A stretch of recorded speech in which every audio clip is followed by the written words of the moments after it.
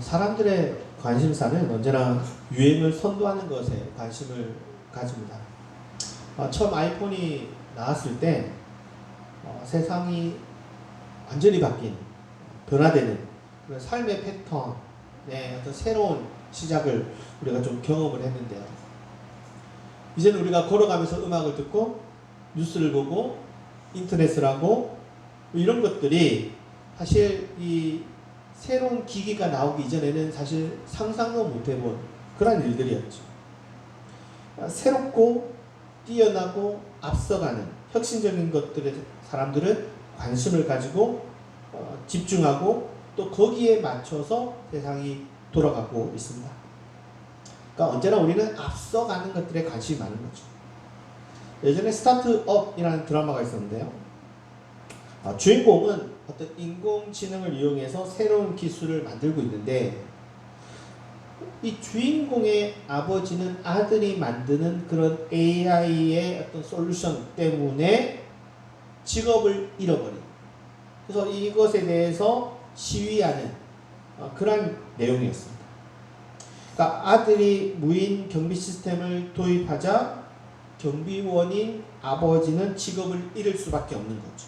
사람이 필요 없으니까. 기계가 다 하니까. 그러니까 아들의 기술이 아버지의 직업을, 인력 감축을 가져올 수밖에 없었다는 겁니다.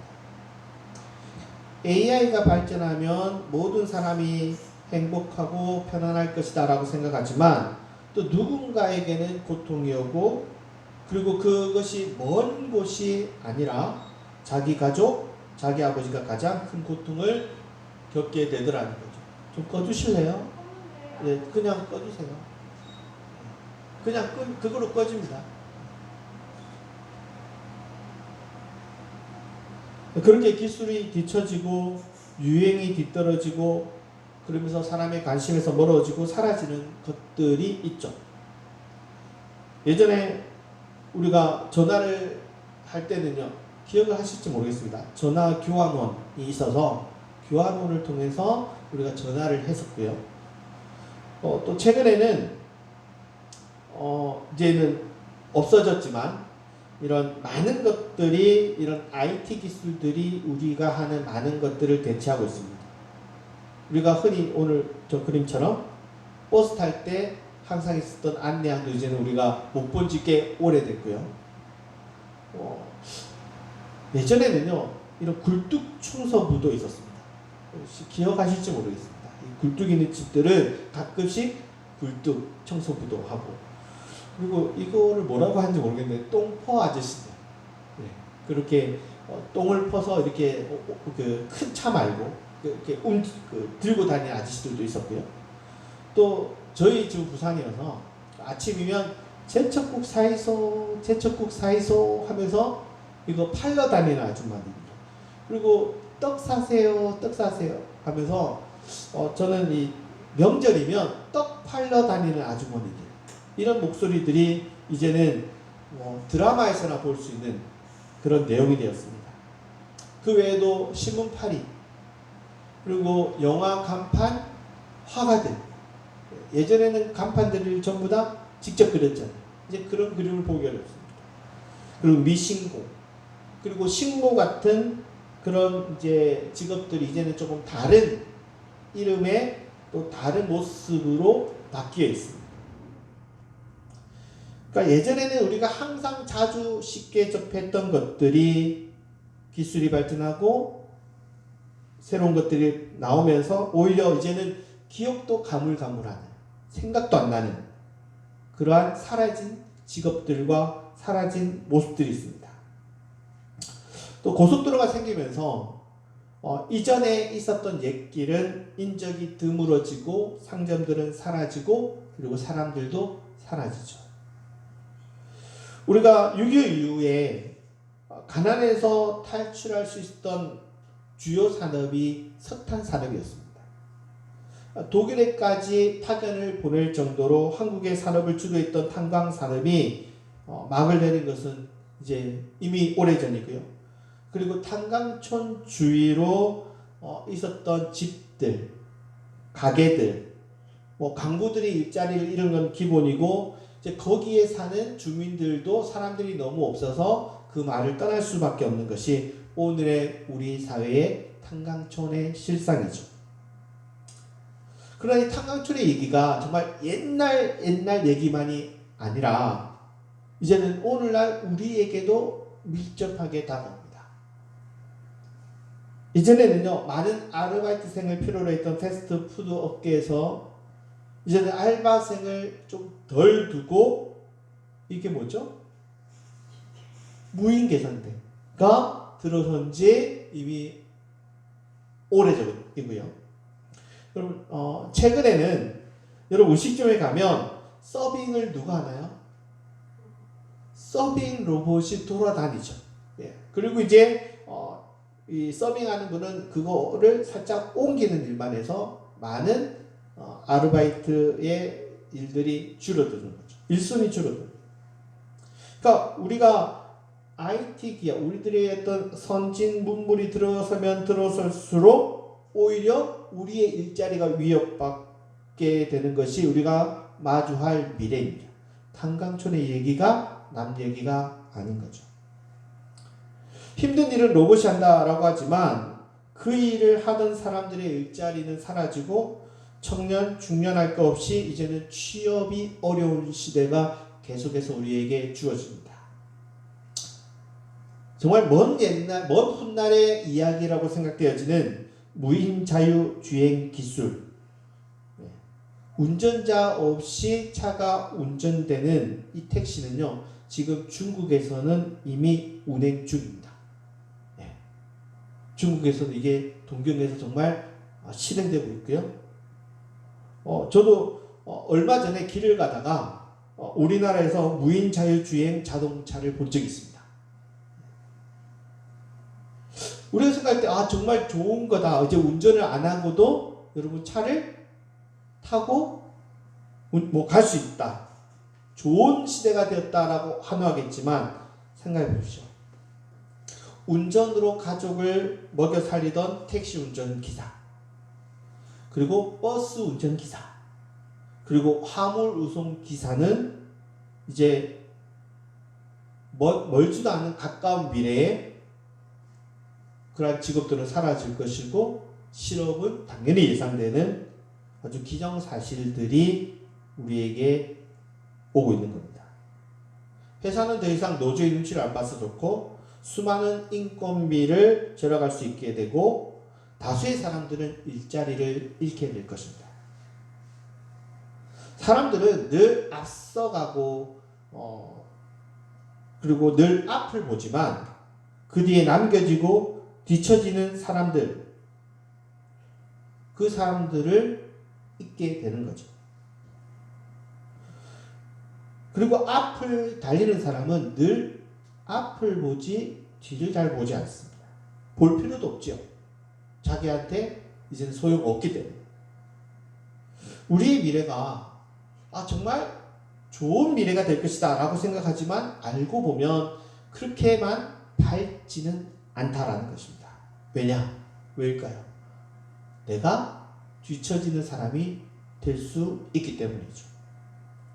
여러분, 나이가 들고 생계 전선에서 후퇴하고 최신의 기술을 내가 계속해서 섭렵하고 그것을 이끌어갈 수가 없으면 이제 밀려나고 세상에서 살아남는 게 쉽지 않은 세대가 점점 되고 있습니다. 제가 한 20년, 30년도 더 됐을 건데요. 제가 오랫동안 그 제목도 기억 안 나는 한 드라마가 있었습니다. 이 드라마에서 되게 아주 충격적인 그런 마지막 장면이 있었는데요. 그 내용이 이렇습니다. 민중들은 죽여도 되살아나기 때문에 죽여도 된다는 거예요. 아니, 우리는 지금 죽지만 또 일어날 거고 또 보이지 않는 민초들이 일어날 것이다. 그러면서 민초의 위대함을 역설하며 끝난 드라마가 있었어요. 오늘 우린 죽지만 또 다른 민초가 일어난다는 거예요. 이 드라마는요, 민중의 위대함을 얘기했지만 저는 이 드라마가 굉장히 절망으로 느껴졌습니다. 죽어도 또 다른 누군가가 일어난다, 생겨난다 라는 이야기가 제가 생각할 때는 해피엔딩이 아니었습니다.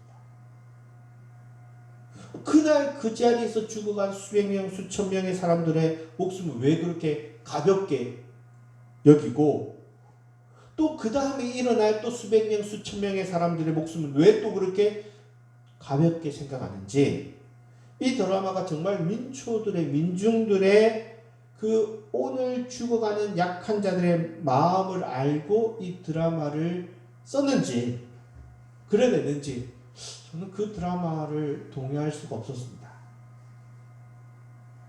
한 명도 죽으면 안 되죠. 안 그렇습니까? 일어날 거기 때문에, 또 일어날 거기 때문에 오늘 죽어도 된다는 거는, 그거는 제3자의 이야기일 뿐이죠. 오늘 내가 그 자리에 포함될 수도 있고, 내가 그 자리에 억울하게 죽을 수가 있고, 내가 죽고 나면 그 뒤에 또 다른 사람들이 나오고 세상이 바뀔 거다. 이거 그냥 희망 고문일 뿐이지, 이게 지금 나에게 무슨 무슨 소용이 있겠습니까? 지금 죽어가는 나, 지금 살려고 하는 나를 살려내야 되는 거죠. 지금 죽으면 내 이후의 미래가 어떤지 그게 얼마나 그게 중요하겠습니까? 저는 아직도 그 드라마의 제목도 기억 안 나는 이 마지막 엔딩 이 장면이 불만과 또 분노로서 기억되는 그런 드라마입니다. 그렇게 사라져가는 것들, 사라져도 된다라고 하는 안일한 생각 속에 사라져가는 사람들이 있다는 거죠. 그게 남 얘기가 아닐 수 있다는 겁니다. 그렇게 앞서지 못하고 뒤처지고 유행을 선도 못하는 정도가 아니라 뒤처져 있는 것들에 대해서 대다수는 좀 무신경합니다. 무관심하죠. 그리고 함부로 해도 된다라고 생각을 합니다. 때로는요, 그러한 존재들은 사람도 아니야, 잉여인간으로 치부해버립니다. 우리가 역사를 통해서 그런 경우들을 경험했었죠. 사실 미국이 이만큼 성장한 아주 원초적인 그 원인 중에 하나는 식민지 정책을 통해서, 노예무역을 통해서 미국의 산업 발달의 기초를 깔았고, 그리고 그들의 사고에는 그 노예들을 함부로 대해도 되고 죽을 때까지 써도 상관없다는, 걔네들은 사람이 아니다라는 그런 생각이 깔려있는 사고 속에서 오늘의 경제적 발전이 성장했던 겁니다. 심지어 그런 멍청한 소리를 하는, 그런 말을 하는 일에 앞장섰던 놈들 중에 목사들도 그 중심에 있었습니다. 더 놀라운 건 지금도요, 여러분 지금도 그렇습니다. 흑인들이 못 사는 건 노아가 누구를 저주하죠? 가나안을 저주하잖아요. 그죠? 가나안이 흑인이기 때문에, 그래서 오늘날의 노예들이 못 사는 것이다 라고 말하는 목사나 그거를 아직도 믿고 있는 멍청한 사람들이 있다는 겁니다. 그리고 폭력을 쓰면서도 그 폭력이 정당하고 그것이 폭력이라는 걸 인식하지 못하는 거죠. 그리고 그래도 된다고 생각하는 겁니다. 노예선입니다. 18세기에 인구론을 주장했던 멜서스 같은 인물은 인구가 급수적으로 늘어나기 때문에 식량이 어떤 과잉 인구를 감당하지 못하기 때문에 인간은 시간이 지날수록 빈곤해질 수밖에 없다라는 이론을 펼치자 어떤 일이 벌어졌습니까? 노동자에게는 임금을 올려주지 않았습니다. 심지어 거리에 아이들이 죽고 여자들이 굶어 죽는데 그대로 내버려 두는 것이 하나님의 뜻이고 세상을 위한, 나는 말도 안 되는 그런 일들이 실제 일어났었습니다. 세상은 이렇게 약자들에 대해서 관심 없고요, 그리고 그들을 사람 취급도 안 하는 것들이 인류 역사에 늘 있어 왔습니다. 여러분, 성경은 뭐라고 얘기할까요? 약자들을 만나면 무관심하고 모르고 지나쳐 갈까요? 성경에는 세 가지의 법전이 있습니다. 출애굽기에는 계약 법전이 있고요. 출애굽에서는 하나님과 계약을 맺잖아요. 그리고 계약 법전이 있고요. 그리고 레위기에는 거룩해야 된다라고 해서 성결 법전이 있고요. 신명기에는 신명기 법전이라고 해서 우리가 성경 법전이 있어? 라고 몰랐을 수도 있지만 이런 세 가지 법전이 있습니다. 어떤 분들은 모세오경이 모세가 한 번에 하나님이 말씀하신 것을 쭉 받아 써서 쓴 것이다 라고 얘기하는 사람들도 있지만 대다수의 학자들은 성경이라는 것이 원초적인 어떤 것도 있지만 후대에 덧붙여지고 다듬어지고 또 새로운 내용이 들어오기도 해서 이렇게 편집되었다 라고 보는 것이 사실은 거의 대다수의 학자들이 보는 생각입니다. 그래서 우리가 보고 있는 성경은 모세가 처음 딱 들어서 바로 썼다라기보다는 그 위에 오랜 세월 동안 내용이 덧붙여지고 다듬어졌다라고 봅니다. 이 세 법전들이 언제 쓰여지고 완성돼서 오늘 우리의 성경에 놓여졌냐라는 것이 약간의 견해는 좀 다르긴 하지만 계약법전, 그러니까 출애굽기에는 계약법전이 제일 먼저 쓰여졌고 그리고 우리가 볼 때는 좀 뒤에 있는 신명기 법전이 그 다음이고 중간에 있는 성결법전이 오히려 사실은 제일 나중에 자리 잡았을 것이다 라고 봅니다. 근데 이 법전들이 놀랍게도 앞서가는 사람, 세상을 이끌어가는 지도자에 대한 관심이 무진장 많은 게 아니라 이 세 법전들이 모조리 약자들에게 엄청난 관심을 두고 있다는 것입니다. 앞에서 말하는 것처럼 현대인이나 고대인이나 1등하는 사람, 왕이나 권력가 같은 지배계층에 관심을 두지 사실 일반 백성이나 서민이나 특별히 노예 같은 경우는 그렇게 관심의 대상이 아닙니다. 관심이 있어도 내가 그들을 사용하고 필요하기 때문에 필요한 것이 1차 관심이 아닌 거죠. 1차 관심은 정치인들이나 지배계층입니다. 그리고 노예들 같은 이런 하층민에 대한 진정한 그들의 삶의 어떤 형편에 대해서 관심은 1도 없습니다. 그래서 우리가 역사를 할 때 상류층, 그것도 거의 1%에서 3%도 좀 겉핥기고요. 거의 0.12%의 상류층의 역사는 알지 대다수의 99%의 대다수의 사람들이 어떻게 살았는가 역사책에 안 나옵니다.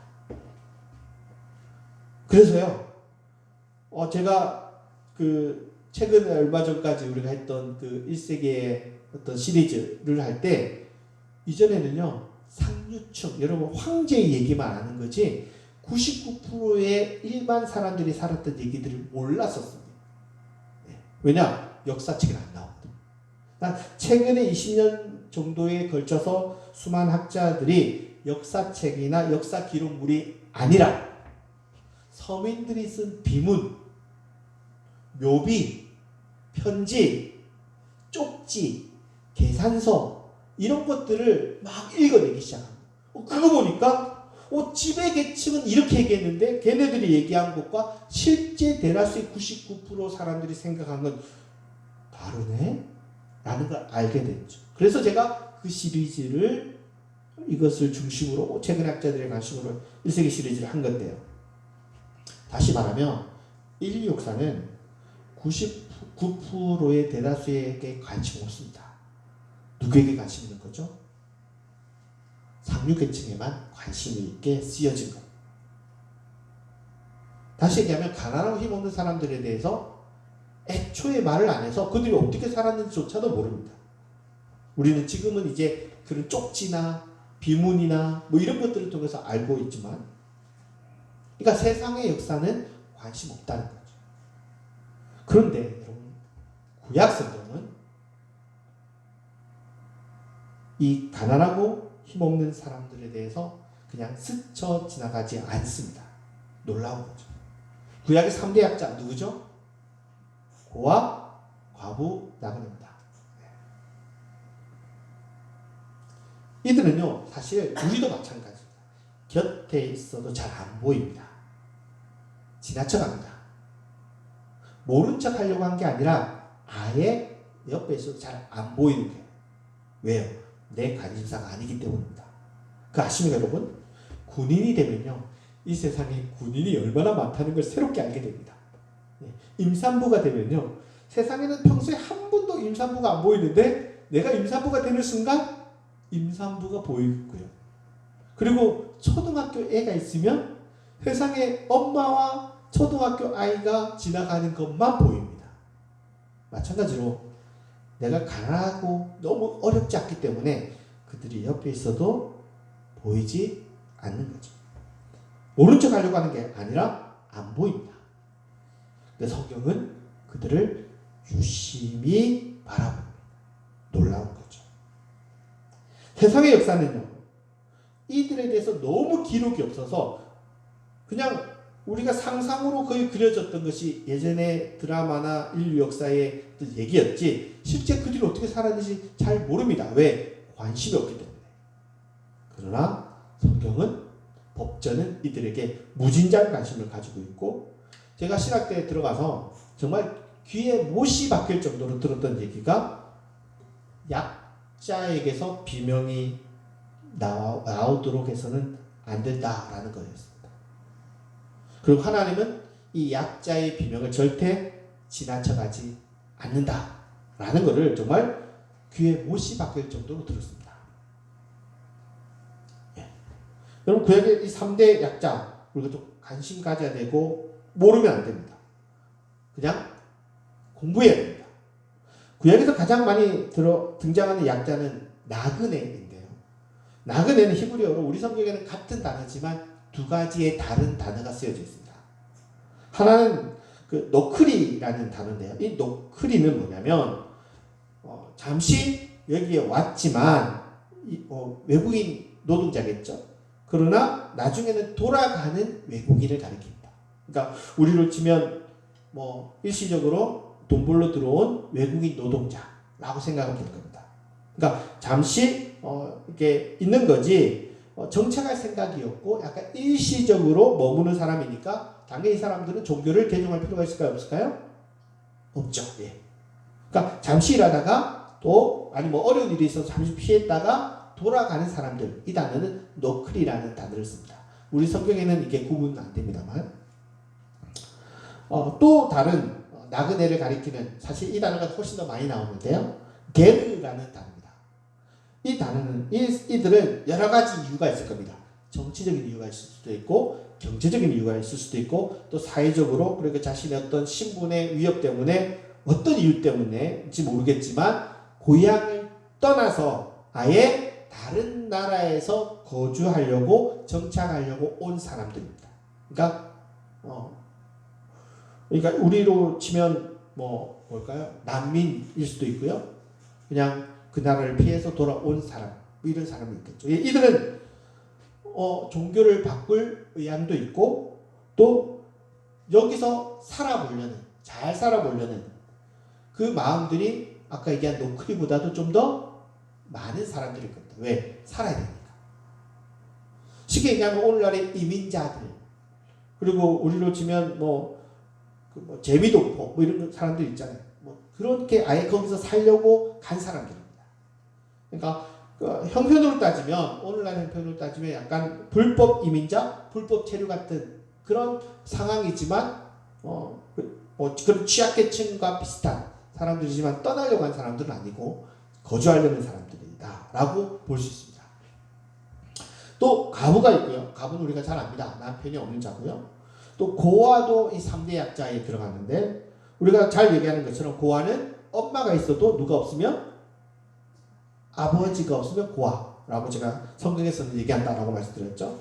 그러니까 생존할 수 있는 기반이 약하면 이 사람들은 3대 약자가 됩니다. 만약에 내가 나이가 들었는데 내 아들이 죽었다. 그러면 그 사람도 3대 약자에 들어가죠.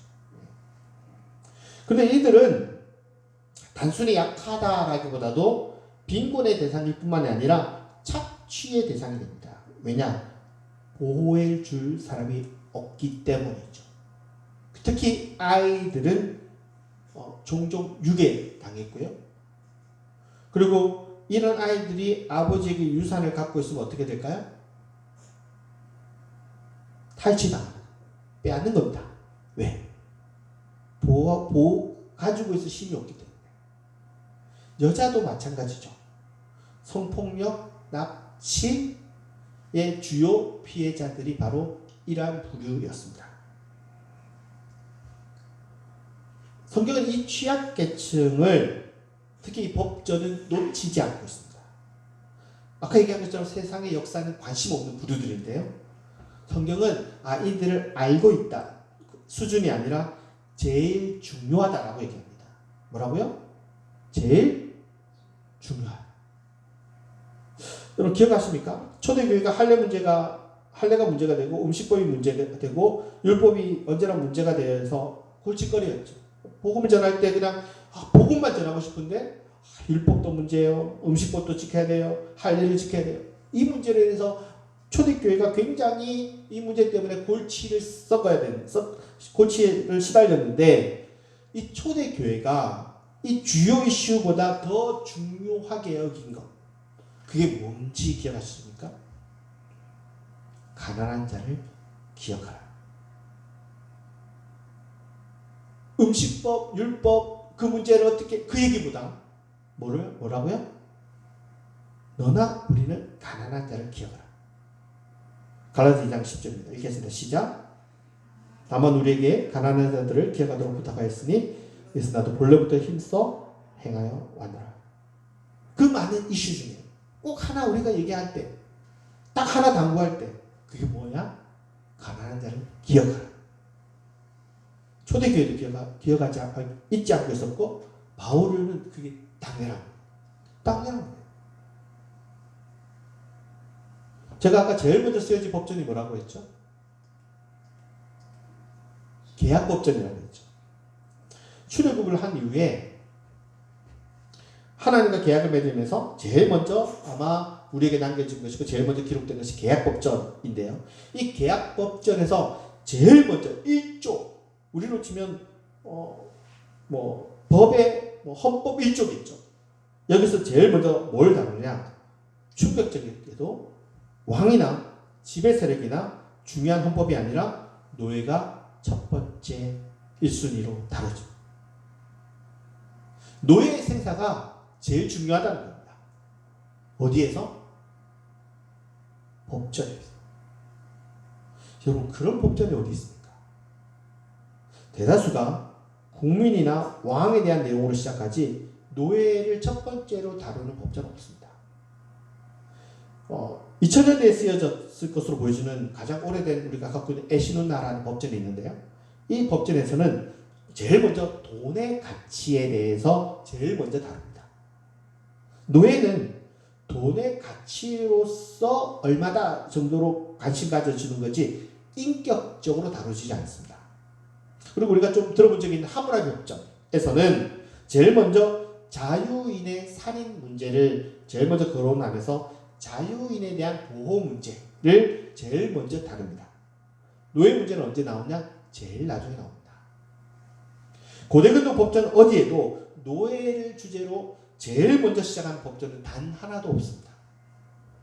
우리나라 헌법 1조 한번 따라 읽어볼까요? 시작. 대한민국은 민주공화국이다. 대한민국의 주권은 국민에게 있고 모든 권력은 국민으로부터 나온다. 대한민국에서도 최고 권력자, 최고 중요한 사람은 누구라고요? 국민이. 우리나라 헌법에서 제일 중요한 사람은, 최고 권력자는 대통령이 아니라 누구라고요? 국민이라고 생각하기 때문에 제일 먼저 누구를 다루느냐? 국민을 다루는 겁니다. 우리나라가 만약에 대통령이 제일 중요하면 1조 1항이 뭘까요? 대통령이 제일 중요하다라고 나왔겠죠. 그러니까 우리의 관심은 제일 중요한 사람을 제일 먼저 다루는 겁니다. 물론 현실과는 다르겠죠. 그럼에도 불구하고 어쨌거나 모든 사람들은, 모든 헌법은 중요한 걸 먼저 다룹니다. 왕이 최고의 권력자면 왕에 대해서 먼저 거론한다든지, 애초에 왕은 법 위에 있는 존재고 당연히 법 아래에 갇히는 존재가 아니기 때문에 아예 거론을 안 한다든지, 그렇지 애초에 권력이 없는 하층 계급을 제일 먼저 1순위로 다룰 필요가 없는 거죠. 그런데 성경은 아무런 권력이 없는 사람, 그 사람을 제일 먼저 다룬다는 놀라운 사실입니다. 출애굽기에 나오는 계약법전만 그러냐? 레위기에서 제일 중요한 건 이 성결법전이 제일 중요한 게 19장입니다. 19장이 거룩장 이렇게도 얘기하는데요. 여러분 성결법전의 주요한 관심과 정신은 뭐냐? 노예들이 생존하는지 안 하는지 내가 지켜본다는 겁니다. 그리고 그들이 죽으면 너도 알짤 없다는 거죠. 신명기 법전은 정말 놀라운 얘기가 쓰여져 있습니다. 여러분 노예가 도망가면 어떻게 합니까? 우리가 1세기 로마 시대를 봐도 그 대단한 로마의 법을 가지고 인권을 나름 보장한다는 이 로마에서도 도망 노예에 대해서는 절대 관대하지 않죠. 발견하면 심한 구타나 처벌이나 심지어 십자가에 매달리는 주 1번이 바로 도망 노예입니다. 그래서 노예가 도망가는 것은 목숨을 거는 일이고, 그리고 도망가 있더라도 늘 죽을 때까지 목숨의 위협을 느끼며 사는 존재가 도망 노예였습니다. 고대근동법도 비슷합니다. 도망가면 엄청난 처벌이 따를 뿐더러 심지어 그 도망 노예를 도와준 사람에게까지도 처벌이 부여됩니다.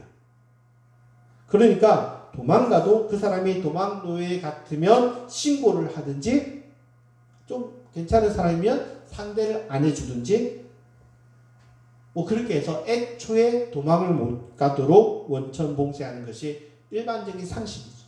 왜? 재산이에요. 엄청난 재산입니다. 엄청난 노동력이에요. 이거는 평생 동안 써먹을 수 있는 공짜 노동력이기 때문에 그냥 보내주지 않는 겁니다. 근데 신명기 법전은 뭐라고 얘기하냐? 도망가면 내버려 두라. 웃기죠.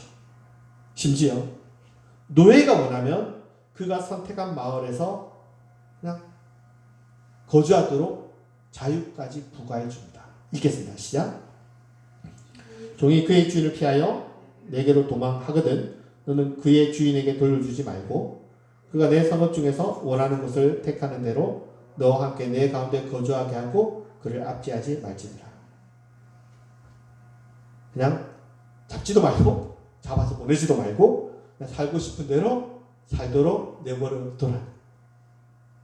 그냥 여러분 노예가 도망가면 끝인 거예요. 이 법대로라면. 내가 노예가 되겠다 들어가놓고 도망가면 그냥 끝나는 거예요. 이걸 곱게 해석하면 돈 떼먹고 일 안 하고 도망가면 그냥 놔줘라 이거니까, 이건 우리의 일반적인 상식에도 굉장히 어긋나는 파격적인 법이죠. 이걸 악용할 수도 있는 거예요. 우리가 이 법 시리즈를 하면서 이런 파격적인 법들을 종종 보게 될 텐데요. 왜 이런 법이 있을까요? 왜 이런 말도 안 되는 법을 제시할까요? 구약의 최고의 학자 중에 한 명이 폰라드라는 정말 무시무시한 정말 어마어마한 거장이 있습니다. 이 학자가 신명기 20장 5절이 이스라엘의 신앙 고백이 담겨져 있는 아주 원초적인 본문이 이 구절이다 라고 얘기를 하는데요. 이스라엘의 신앙 고백이에요. 이스라엘 백성들 국가의 제일 중요한 구절이 이거다. 구약 성경에서 가장 중요하면 이거라고 하는데 한번 읽어볼까요? 시작. 너는 또 내 하나님 여호와 앞에 이르기를 내 조상은 방랑하는 아람 사람으로서 애굽에 내려가 거기에서 소수로 거류하였더니 그래서 크고 강하고 번성한 민족이 되었는데 너희의 시조가 너네가 원래는 나그네였다. 더군다나 우리들은 애굽에서 도망 노예였다는 사실. 우리나라가 노예라는 사실을 그들의 신앙 고백에 담고 있어요. 제일 중요하다. 그리고 이 구절은 계속해서 반복돼요. 우리는 우리가 가난했던 것을 자랑하지 않죠. 그리고 기억하지 않습니다. 이 대한민국이 50대 60년대 한국이 전 세계에서 가장 못 살았던 나라다라는 것을 오늘 아이들에게 묻는다면 깜짝 놀랄 겁니다. 뭐 그럴 수도 있겠지만 되새기진 않죠. 그리고 그런 얘기를 하면 그런 얘기 할 겁니다. 태태묵은 옛날 얘기하지 마라. 요즘 누가 그런 소리 하냐. 그 꼰대라고 그래요. 우리랑 다른 때인데 하고 그냥 스쳐 지나가는 겁니다. 이스라엘은 이걸 기억하는 거죠. 왜 그는 이걸 기억할까요? 우리랑 다르게 미래를 생각하는 사람들이 아니라 맨날 과거만 추억하는 민족이라서 그럴까요? 폭력을 은폐하지 않았기 때문에. 여러분, 성경의 가장 놀라운 점 중에 하나는 아무리 대단한 왕이라고 할지라도 왕의 폭력을 숨기지 않습니다. 노출시켰습니다. 여러분, 왕실 문학에서 왕을 대놓고 비판하고 그를 기록에 남겼다. 생각할 수 없는 거예요. 그럼에도 불구하고 약자의 고통을 누구보다도 어느 민족보다도 강렬하게 기억했기 때문에 그들은 약자들이 고통당하는 것을 결코 가볍게 지나가지 않았습니다. 그리고 그렇게 얘기합니다. 나중에 잘 될 거야. 시간이 지나면 좋아지겠지. 이런 소리 안 합니다. 그 장면을 그대로 기억하도록 만들어 놓습니다. 내가 뒤처졌을 때, 내가 외면당했을 때, 내가 사회로부터 쫓겨났을 때 그때를 기억하기 때문에 그들의 이야기가 남의 얘기가 아닌 거예요. 민초들은 죽어도 돼. 또 일어나기 때문에 라는 그런 얘기를 하지 않는 거죠.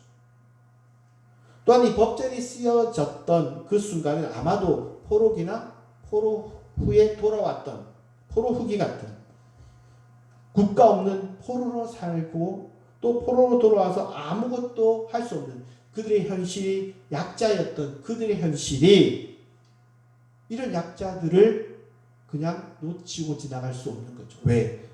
내가 지금 약자이기 때문에. 이 글을 기록하고 남기는 자들이 약자이기 때문에.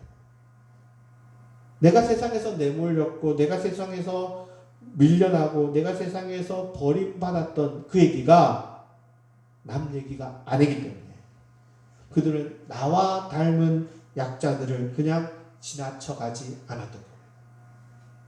왜? 그게 나일 수 있기 때문에. 내 인생에서 가장 약자였을 때 그때를 잊지 말고 나와 비슷한 사람을 만나면 꼭 나에게 다가가서 꼭 그와 함께 있어줘야 되는 겁니다. 저는 세상 모두를 구하라고 얘기하지 않습니다. 내가 정말 힘들었을 때 나를 닮은 사람이 있으면 그 사람을 도와주시기 바랍니다. 기도하시겠습니다.